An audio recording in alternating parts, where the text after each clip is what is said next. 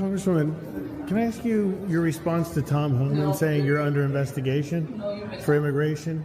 It's a scandal that simply won't go away, no matter how hard Ilhan Omar tries to deflect the accusations. And we're going to see precisely what happened when she was confronted live over marrying her own brother.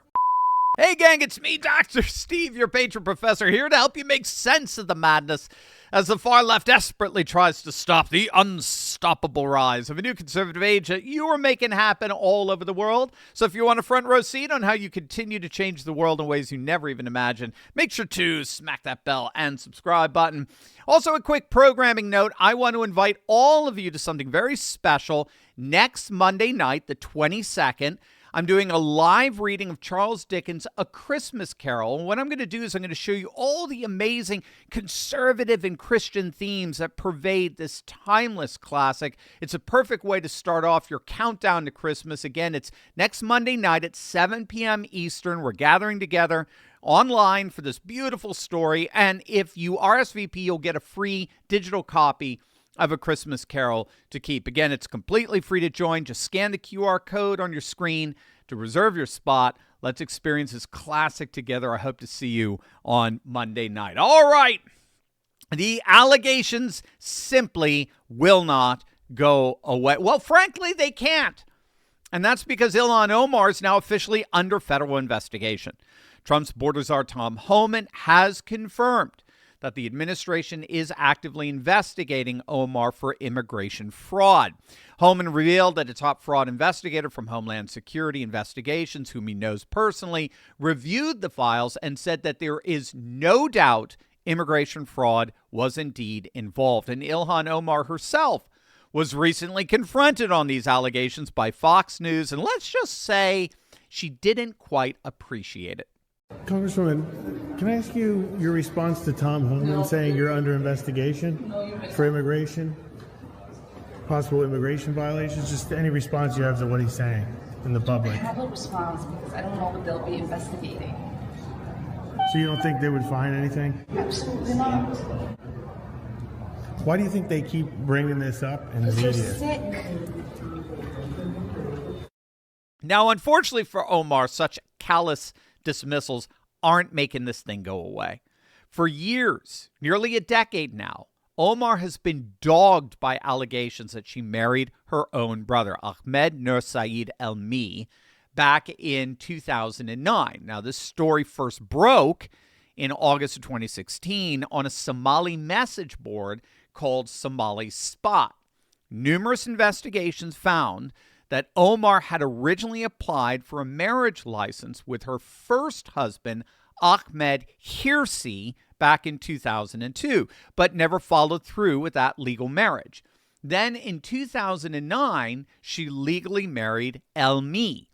Multiple Somali sources have identified Elmi as Omar's brother, but it gets even stranger. In 2019, Minnesota's Campaign Finance Board released documents showing that Omar filed joint tax returns not just 1 year, but two, in 2014 and 2015, with her original husband, Ahmed Hirsi, even though she was still legally married to Elmi, the one accused of being her brother. So she filed taxes jointly with her previous husband, her ex, while legally married to another that many in the Somali community have identified as her brother. Now, that's not paperwork error. That's a violation of state law. The Minnesota Star Tribune, hardly a right-wing publication, investigated this back in 2019 and published a 3,000-word front-page story that became their most read article of the year. And their conclusion? Quote, "We can neither conclusively confirm nor rebut the allegation that he is Omar's sibling." In other words, they couldn't prove it false.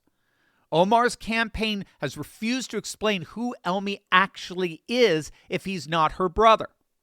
Social media posts have since been deleted that showed Omar and her siblings, including Ahmed Elmi, referring to each other as family members and calling Nur Saeed their father.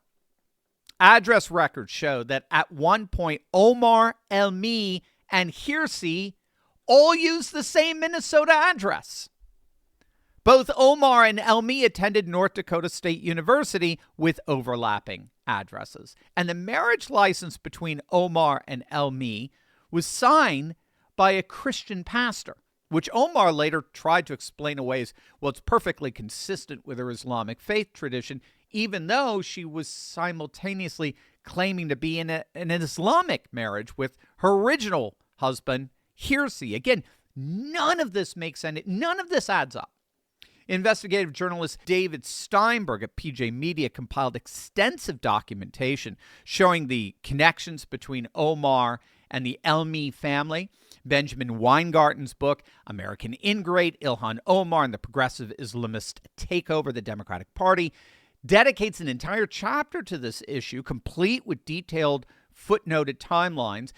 Even the mainstream Minneapolis Star-Tribune's politics editor, Kevin Diaz, admitted in 2019 that it was the bizarre tax filings that got his attention. Why would she be filing taxes with a man she was not married to when she was separated but still married to someone else?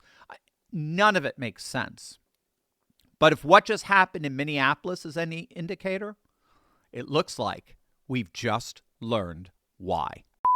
While Trump unleashes a political reckoning, there is another crisis poisoning every American in some way, shape, or form, even in the comfort of our own homes. I'm talking about the microplastic epidemic. Now, you may have heard about this, but this is pretty shocking stuff. Check this out. White ones, we've got clear ones. Tons of microplastics wash ashore all over the world every day. And now for the first time, scientists in the Netherlands have detected microplastic pollution in human blood. All the microplastics and nanoplastics we are exposed to, we inhale and we ingest, that actually, there's so much plastic that it can even enter our bloodstream. The Dutch study on blood samples from healthy adults detected tiny plastic particles in 80% of people. That's right. There's a microplastic crisis poisoning every American in some way, shape, or form. They're in our food, our water, our meats, our proteins. In fact, according to a recent study, we now ingest 6 times more microplastics than in 1990. It's wreaking havoc on our health and on our organ functions, and unfortunately, no one is immune from this. But there is an amazing solution. There's a unique bacterial strain found only in kimchi that's been found to effectively degrade microplastics. In fact, traditional kimchi is one of the world's most powerful superfoods. But let's be honest, it's messy, it's strong smelling, and not exactly easy to eat every single day. So that's why our good friends over at Brightcore created Kimchi One. Now you can get all the benefits of premium fermented kimchi in convenient capsule form. No mess, no taste, no hassle.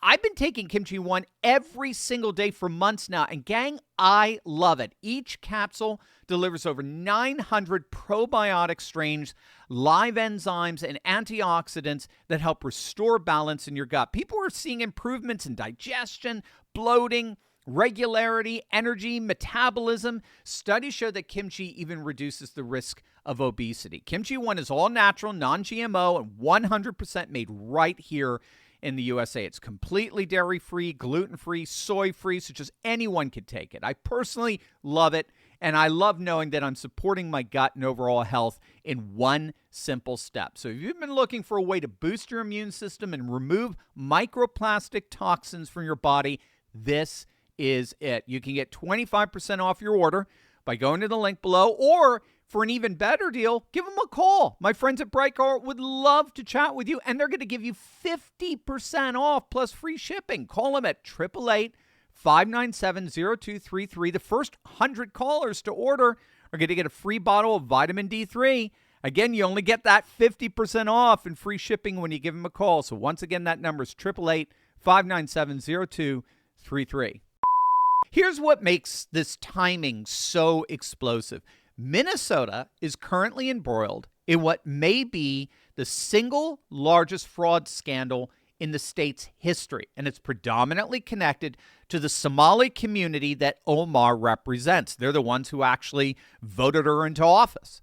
The Feeding Our Future case involves approximately $300 million in blatant fraud, with 78 defendants indicted thus far, most of them Somali. They claim to be feeding poor children through federal nutrition programs, but we're actually funding lavish lifestyles, purchasing luxury vehicles, real estate, and potentially funneling money overseas. Beyond that, investigators are now looking at fraud in autism therapy programs and housing assistance, potentially amounting literally to billions of dollars in total fraud.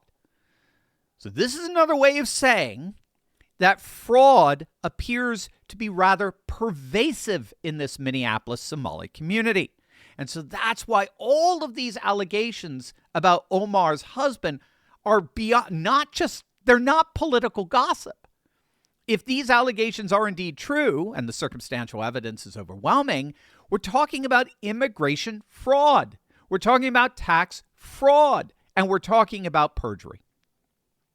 Omar entered the United States in 1995 as part of the Omar family, which was granted asylum. Her biological family, the Elmi family, was granted asylum in the United Kingdom. If she married her brother to bring him to the United States under false pretenses, that is a federal crime. And every single time these questions come up, Omar and her team follow the same playbook. They call anyone who asks questions a bigot. They claim it's Islamophobia. They call it sick. They refuse to provide documentation, and they just change the subject. When Scott Johnson first reported on this back in 2016, Omar's attorney called him a bigot and told him to direct further questions to her office, and then ignored all of his follow-up inquiries. When the Star Tribune investigated in 2019, Omar's spokesperson said legitimate media outlets have a responsibility not to fan the flames of hate, and refused interview requests. Do you note the pattern? No answers, just accusations. Now, in terms of what happens next in all of this, President Trump has made it clear this issue is not going away. He's having too much fun with it, quite frankly. As Tom Homan made clear, the Trump administration is indeed actively investigating whether Omar committed immigration fraud. Meanwhile, ICE operations have ramped up all throughout Minneapolis, targeting primarily the Somali community there. In fact, Omar is claiming that her own son was pulled over by ICE agents, though she says he was released after showing his passport. She's calling these operations racial profiling and blaming Trump for creating a climate of fear. In other words, she's deflecting back to the old politically correct playbook. Bottom line, here is what we know for certain.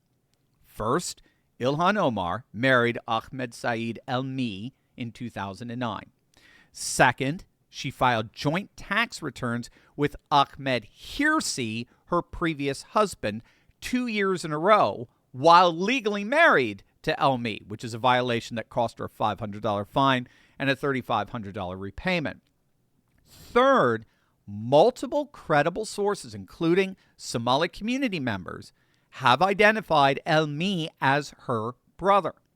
Fourth, social media evidence existed showing family connections before being scrubbed.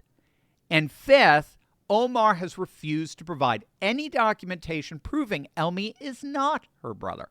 She won't answer straightforward questions. She won't release records. She won't explain the tax violations. And when confronted by the President of the United States in front of thousands of people, her response is to cry racism and claim obsession rather than provide actual evidence refuting the allegations. But the genie's out of the bottle. The evidence is there. The questions are legit. And the American people are going to get answers.